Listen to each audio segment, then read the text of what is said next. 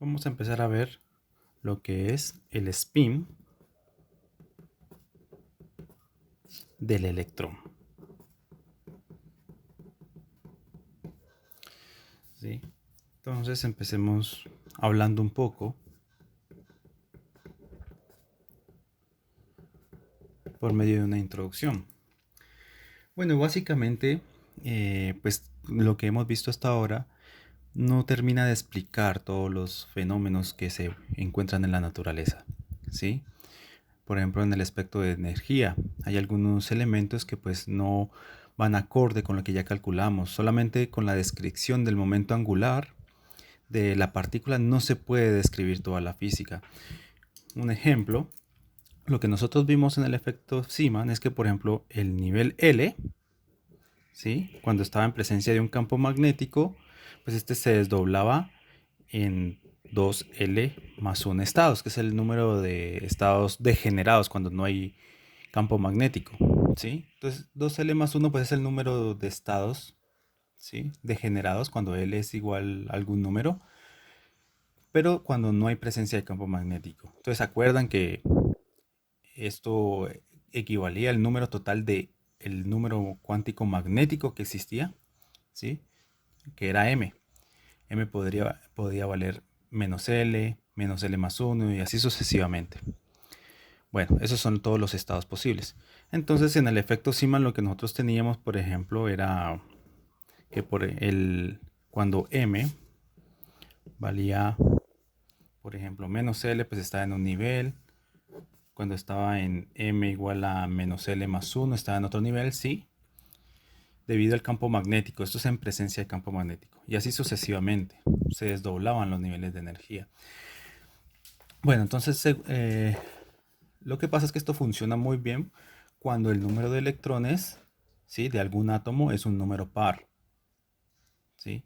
Pero cuando el número de electrones de un átomo es un número impar, entonces pues esto ya no es el resultado experimental.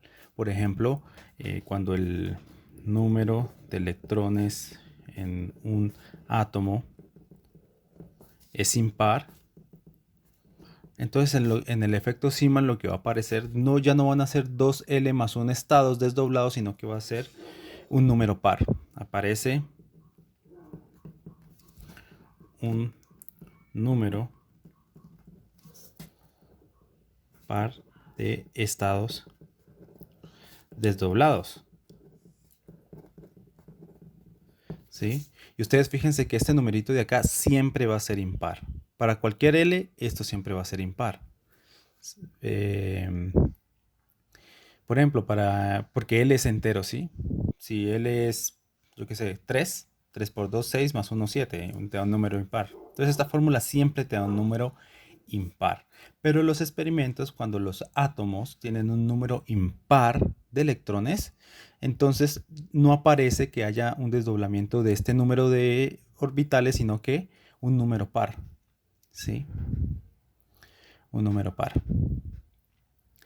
Bueno, entonces ya veremos, digamos, que el desdoblamiento acá, para cuando el número de electrones en un átomo es par, ¿sí? Cuando es par, entonces la influencia del spin pues no es muy relevante, ¿sí? Porque en su estado fundamental, pues los electrones, los spins de los electrones, todos están apareados, ¿sí? Están apareados, o sea que no hay un momento magnético de spin resultante cuando el número de electrones es par.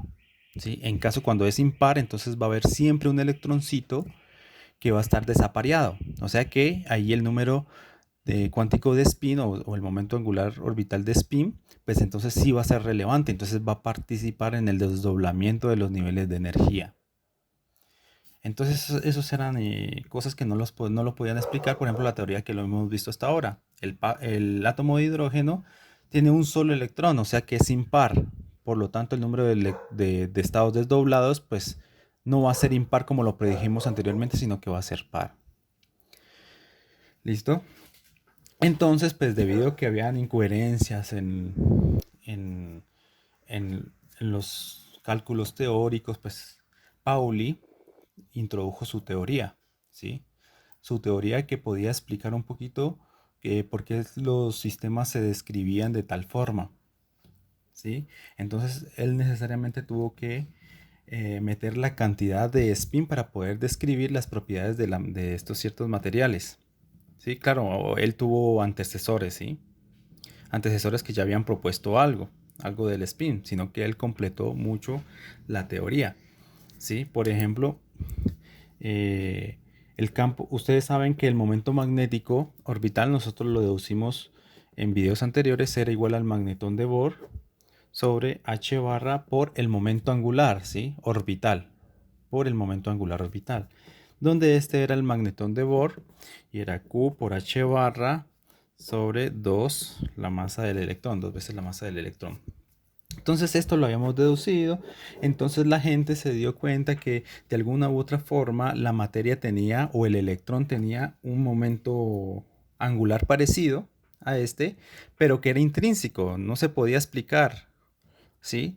Y entonces los cálculos daban de que, por ejemplo, ese momento magnético intrínseco que le vamos a llamar M sub S era algo como esto, coloquémosle mu sobre h barra, pero ya no por L, sino por otro momento angular, ¿sí? Otro momento angular que es un momento angular intrínseco, ¿sí? Pero fíjense que estas dos fórmulas son relativamente iguales. Para que den bien los cálculos, acá les toca que colocarle un número 2. Este se le llama coeficiente giromagnético o radio giromagnético.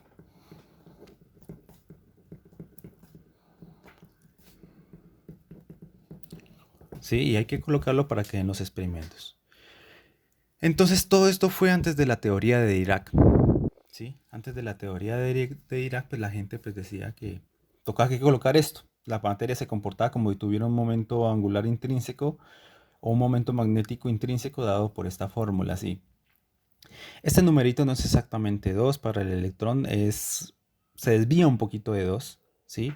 La teoría de Dirac nos dice de que esto nos da el valor preciso de este numerito, de este radio giromagnético, ¿sí?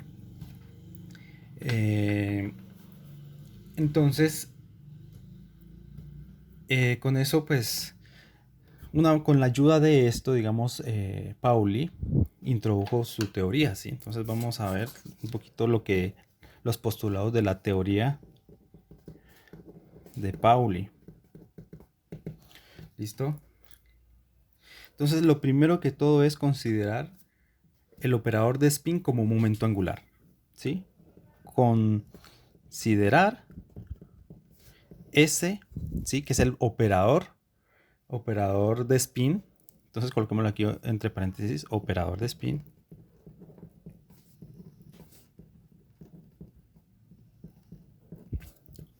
Como si fuera un momento angular.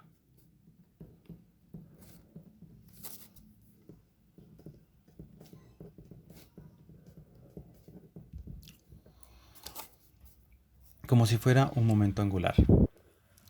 Entonces, fíjense que si nosotros sabemos que si ese es un momento angular, entonces debe cumplir las reglas de conmutación de un momento angular cualquiera, que nosotros ya lo habíamos deducido en la teoría de momento angular. Entonces, si esto es un momento angular, entonces debe cumplir las reglas de conmutación que ya habíamos visto. Por ejemplo, esta. Y las otras reglas de conmutación sale de una permutación cíclica de esto, ¿sí? O sea, este S puede pasar aquí, reemplaza el SX reemplaza el SY y el SY va a reemplazar el SZ, ¿sí? Entonces, las propiedades cíclicas de los conmutadores, pues es así, ¿no? O sea, uno puede sacar todos los conmutadores de los operadores de spin.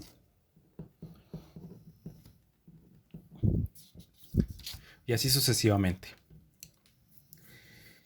Entonces, claro está que, pues, si es un momento angular, debe cumplir esto, porque nosotros ya habíamos probado esto.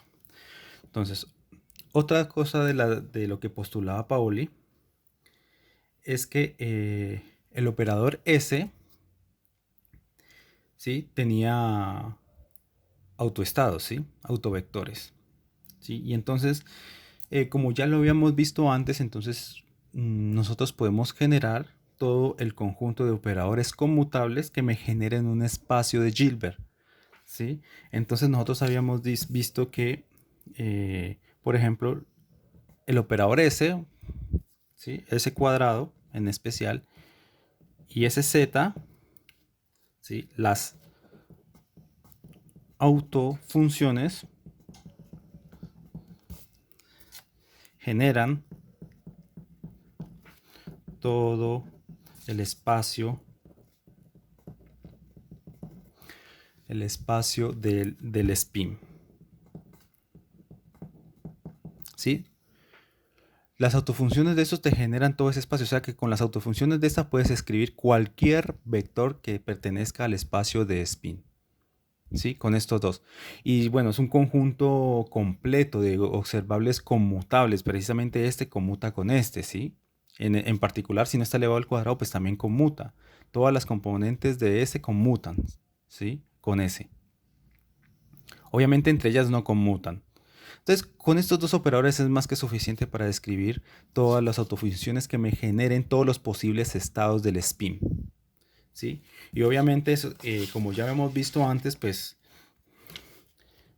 ese cuadrado, al actuar sobre un autoestado de él, que tiene número cuántico S y número cuántico magnético M, ¿sí? Pues debe cumplir lo que nosotros ya habíamos visto, este tipo de autovalor. Y por el otro lado, ese z, pues me tenía que dar también su autovalor, ¿sí? Que era la proyección de S sobre el eje Z. Son los autovalores de este. Entonces esto ya habíamos dicho que era M por H barra, ¿sí? Sobre S, M. Entonces se debe cumplir. Y estos vectores propios, ¿sí? Todos los posibles vectores propios, pues te generan todo el espacio, todos los posibles estados que puede obtener el spin. ¿Listo? Igualmente, si quieren, hubiéramos escoger SZ, hubiéramos podido, por ejemplo, escoger SY o SX, no pasa nada. Bueno. Entonces, pues claramente, pues el número de estados que tenemos, ¿sí? Para un determinado S, pues va a ser para un S dado, se tiene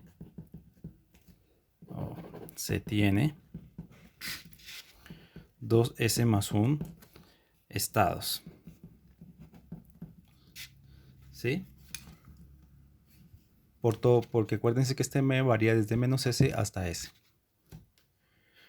Bueno, entonces veamos otro postulado de Pauli. Otro postulado de Pauli.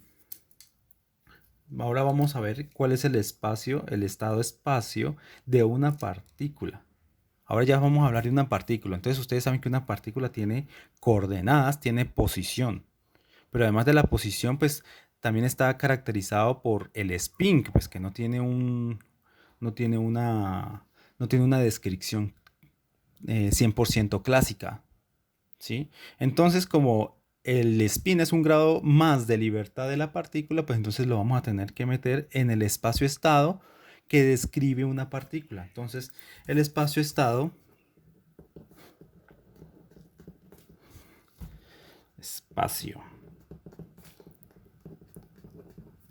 coloquémosle epsilon, ¿sí? De la partícula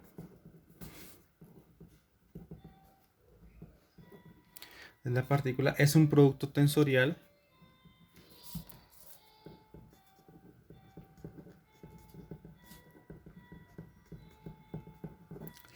entre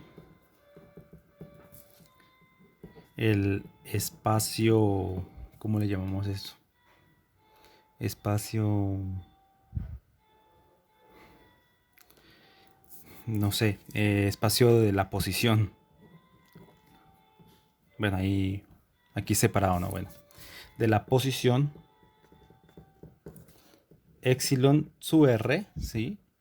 Esta r viene de radio, digamos, de las coordenadas, ¿sí? Coordenadas polares. Entonces coloquémosle así. Hagámosle más en negrilla para que represente eso. Y el espacio de spin.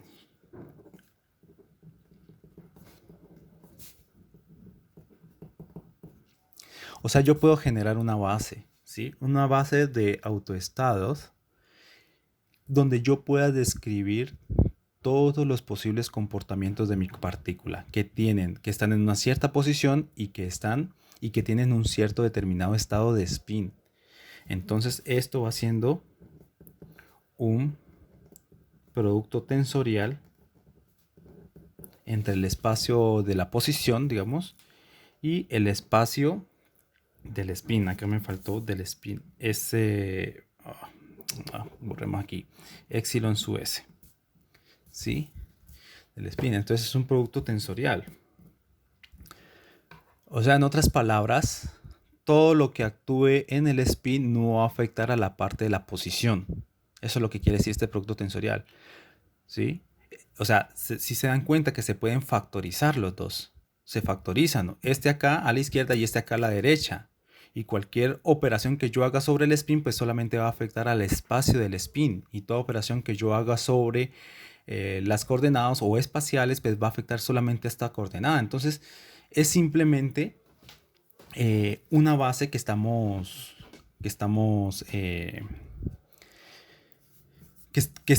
definiendo, ¿sí? Entonces fíjense que la dimensión de todo el espacio que me describe una partícula pues va a ser la dimensión espacial multiplicado por la dimensión del spin. Acuérdense, entonces este spin se ha comprobado experimentalmente y todo con todo lo que tenga que ver, se ha comprobado que pues, el spin es un momento angular de un medio, ¿sí? Es un medio, un momento angular de un medio. Entonces, como es de un medio, entonces tiene dos posibilidades. La dimensión del spin es 2. Sí, porque puede ser, digamos, spin un medio o spin menos un medio. Acuérdense de esta formulita. Acá para un determinado S, si S es un medio y no tiene otro valor, pues un medio más por 2, pues 1 más 1, 2. O sea que hay dos posibles estados. Uno que es M un medio y otro que es M igual a menos un medio. Entonces su dimensión es 2. La base comprende dos vectores propios. ¿Sí? Bueno. Entonces, bueno, ahí esa es digamos, una posible descripción, ¿sí? De todos estos, de la parte espacial con la parte de spin. Más adelante, pues vamos a encontrar términos en que se van a acoplar estos dos espacios, o sea, que ya no son independientes uno del otro. Entonces ahí ya van a haber mezclas en esta base, mezclas de estados. ¿Listo? Bueno. Y por último, Pauli dijo que el spin, el spin, o bueno, el electrón tiene un spin de un medio, ¿sí? O sea que S minúscula es igual a un medio. ¿Listo? Y el momento magnético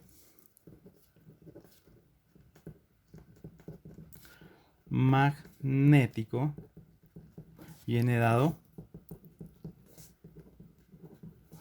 por. Entonces fíjense, esto sería momento magnético de spin. Esto ya lo escribimos anteriormente, 2 veces mv, ¿sí? Sobre h barra por el operador de spin. ¿Listo?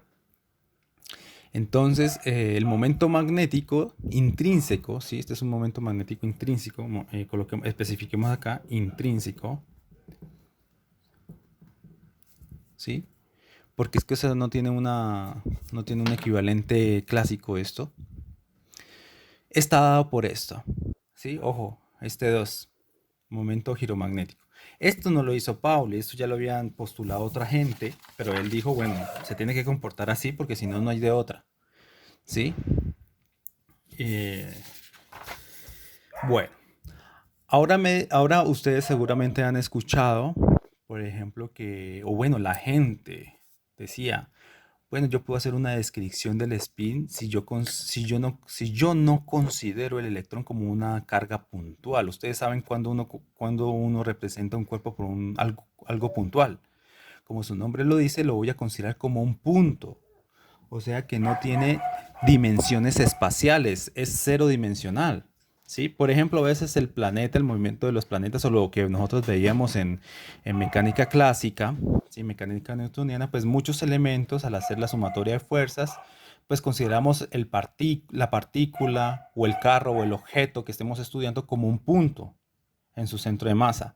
Bueno, entonces la gente decía, bueno, el problema de que no podemos encontrar esta fórmula es que no estamos considerando eh, las dimensiones espaciales del electrón, ¿sí? Y entonces uno al considerar pues, las dimensiones espaciales del electrón, pues entonces uno podría ver que el electrón gira sobre su propio eje y que eso se podría considerar como un momento angular de spin, ¿sí? Si algo está girando sobre su propio eje, es segurísimo que tiene momento angular sí o sí. Pero no, eso no, esa descripción no te va a los resultados que son, ¿sí? Porque si eso fuera así, entonces ustedes saben que algo que orbita sobre su propio eje, pues tiene momento angular orbital. Y el momento angular orbital tiene números cuánticos, acuérdense que puede ser igual a cero, igual a uno, igual a 2, igual a 3, igual a 4, así sucesivamente. No tiene números cuánticos impar. Pero la teoría te está diciendo que sí, que esto tiene que ser impar. Entonces, pues aquí hay una discrepancia, pues. O sea, no se puede reconocer el spin como algo clásico, como un electrón que está girando sobre su propio eje, porque si no, eso te daría un momento angular orbital. Entonces se les llama spin porque es algo intrínseco, ¿sí? Es algo, según la teoría de Dirac, pues es una simetría interna del sistema. ¿Listo? Entonces, pues la gente pues empezó a trabajar con el spin como que si fuera un momento angular de un medio que es lo que nos dan los experimentos.